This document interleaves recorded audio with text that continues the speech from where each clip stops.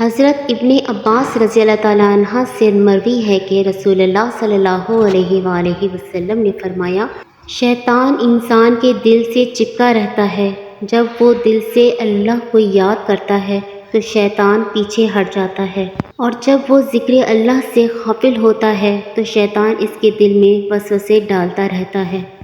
بسم اللہ الرحمن الرحیم۔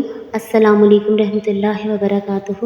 حضرت عبداللہ بن مسعود رضی اللہ تعالیٰ عنہ کہتے ہیں کہ ایک مرتبہ نبی کریم صلی اللہ علیہ وآلہ وسلم کی خدمت میں ایک دیہاتی آیا اور عرض کیا کہ یا رسول اللہ، کون شخص بہتر ہے؟ آپ سرکار صلی اللہ علیہ وآلہ وسلم نے فرمایا، خوش بختی ہے اس کے لیے، یعنی وہ شخص بہتر ہے جس کی عمر دراز ہوئی اور اس کے اعمال نیک ہوئے۔ اس نے عرض کیا، یا رسول اللہ، کون سا عمل بہتر ہے؟ آپ سرکار صلی اللہ علیہ وآلہ وسلم نے فرمایا، یہ کہ جب تم دنیا سے جدا ہو تو تمہاری زبان اللہ کے ذکر سے تر ہو۔ دوستو، پلیز سبسکرائب مائی چینل۔ رسول اللہ صلی اللہ علیہ وآلہ وسلم نے فرمایا کہ کثرت سے اللہ کا ذکر کیا کرو کہ لوگ تمہیں پاگل کہنے لگیں۔ سورہ بقرہ میں اللہ پاک فرماتے ہیں، بس تم مجھ کو یاد کرو، میں عنایت سے تم کو یاد رکھوں گا۔ حضرت معاذ بن جبل رضی اللہ تعالیٰ عنہ سے روایت ہے کہ رسول اللہ صلی اللہ علیہ وآلہ وسلم نے فرمایا، جنت والوں کو کوئی حسرت نہ ہوگی مگر جو گھڑی ان پر ایسی گزری ہوگی جس میں انہوں نے اللہ کا ذکر کیا ہوگا، اس گھڑی پر ان کو حسرت ہوگی۔ رسول اللہ صلی اللہ علیہ وآلہ وسلم نے فرمایا کہ بہت لوگ دنیا میں نرم نرم بستروں پر اللہ کا ذکر کرتے ہوئے ہوں گے، خواہ زور کی آواز کی نسبت کے ساتھ، اسی عاجزی اور خوف کے ساتھ، صبح اور شام، یعنی ہمیشہ اور ہمیشہ کا مطلب یہ ہے کہ غفلت والوں میں سے مت ہونا، اور بہت زور زور سے ذکر کرنا کوئی ثواب نہیں، لیکن اگر کوئی بزرگ جو شریعت کے پابند ہو علاج کے طور پر بتلا دے تو جائز ہے، لیکن اس کا خیال رکھیں کہ کسی کی عبادت یا کسی کی نیند میں خلل نہ پڑے، نہیں تو گناہ ہوگا۔ جن لوگوں کو اللہ تعالیٰ اپنی طرف رسائی دیتا ہے وہ لوگ ہیں جو ایمان لائے اور اللہ کے ذکر سے ان کے دلوں کو اطمینان ہوتا ہے۔ خوب سمجھ لو کہ اللہ کے ذکر میں ایسی ہی خاصیت ہے کہ اس سے دلوں کو اطمینان ہو جاتا ہے، اس طرح سے کہ اس سے حق تعالیٰ میں اور بندے میں تعلق پڑ جاتا ہے، اور اطمینان کی جڑ تعلق ہے۔ سجدوں میں ایسے لوگ اللہ کی پاکی بیان کرتے ہیں کہ ان کو نہ کسی چیز کا خریدنا غفلت میں ڈالتا ہے اور نہ کسی چیز کا بیچنا اللہ کی یاد سے اور نماز پڑھنے سے اور زکوٰۃ دینے سے۔ سورہ نور۔ سورہ عنکبوت میں اللہ تعالیٰ فرماتے ہیں، اور اللہ کی یاد بہت بڑی چیز ہے، یعنی اس میں بڑی فضیلت ہے۔ سورہ احزاب۔ اے ایمان والو، تم اللہ کو خوب کثرت سے یاد کیا کرو۔ اور سورۃ المنافقون میں اللہ پاک فرماتے ہیں، اے ایمان والو، تم کو تمہاری مال اولاد کی یاد اللہ سے غافل نہ کر پائے۔ سورہ مزمل۔ اور اپنے رب کا نام لیتے رہو اور سب سے الگ ہو کر اسی کے ہو جاؤ۔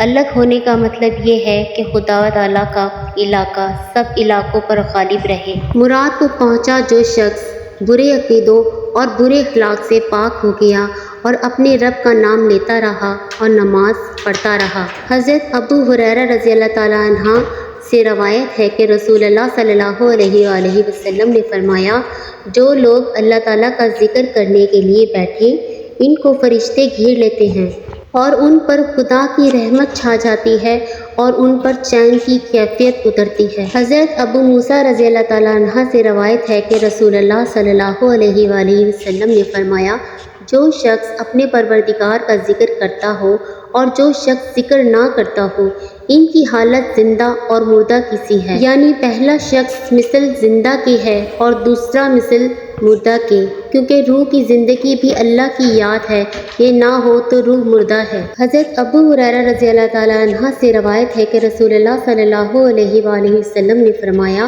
کہ اللہ تعالیٰ فرماتے ہیں کہ میں اس کے یعنی اپنے بندوں کے ساتھ ہوں، جب وہ میرا ذکر کرتا ہے تو پھر وہ اگر اپنے جی میں میرا ذکر کرے تو میں اپنے جی میں اس کا ذکر کرتا ہوں، اور اگر وہ مجمع میں میرا ذکر کرے تو میں اس کا ذکر ایسے مجموعوں میں کرتا ہوں جو اس مجموعے سے بہتر ہوتا ہے، یعنی فرشتوں اور پیغمبروں کے مجموعے میں۔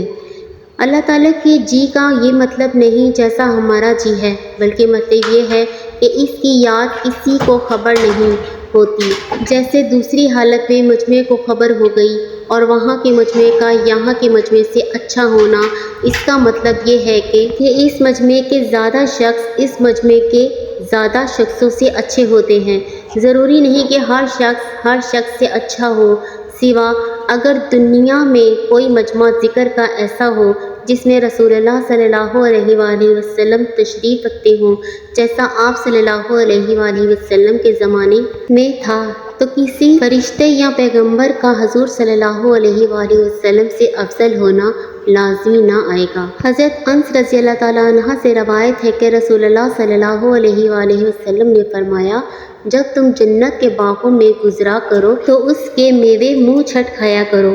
لوگوں نے عرض کیا کہ جنت کے باغ کیا ہیں؟ تو آپ صلی اللہ علیہ وآلہ وسلم نے فرمایا، ذکر کے حلقے اور مجموعے۔ حضرت ابو ہریرہ رضی اللہ تعالیٰ عنہ سے روایت ہے کہ جو کسی جگہ لیٹے جس میں اللہ کا ذکر نہ کرے، اللہ کی طرف سے اس پر گھاٹا ہوگا۔ عبداللہ بن بصر رضی اللہ تعالیٰ عنہ سے روایت ہے کہ ایک شخص نے عرض کیا کہ یا رسول اللہ صلی اللہ علیہ وآلہ وسلم، اسلام کے شرعی اعمال مجھ پر بہت سے ہو گئے، مراد نفلی اعمال ہیں، کیونکہ تاکیدی اعمال تو بہت نہیں ہیں۔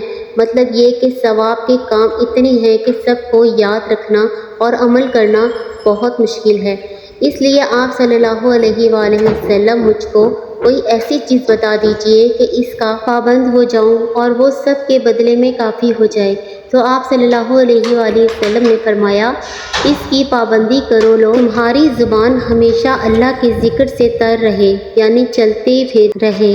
ابو سعید رضی اللہ تعالیٰ عنہ سے روایت ہے کہ رسول اللہ صلی اللہ علیہ وآلہ وسلم سے سوال کیا گیا، بندوں میں سب سے افضل اور قیامت کے دن اللہ کے نزدیک سب سے بدتر کون ہے؟ تو آپ صلی اللہ علیہ وآلہ وسلم نے فرمایا، جو مرد کثرت سے اللہ کا ذکر کرنے والے ہیں اور جو عورتیں اسی طرح کثرت سے ذکر کرنے والی ہیں۔ ابن عمر رضی اللہ تعالیٰ عنہ سے روایت ہے کہ رسول اللہ صلی اللہ علیہ وآلہ وسلم نے فرمایا، کیونکہ ذکر اللہ کے سوا بہت کلام کرنا قلب میں سختی پیدا کرتا ہے، اور سب سے زیادہ اللہ سے دور وہ قلب ہے جس میں سختی ہو۔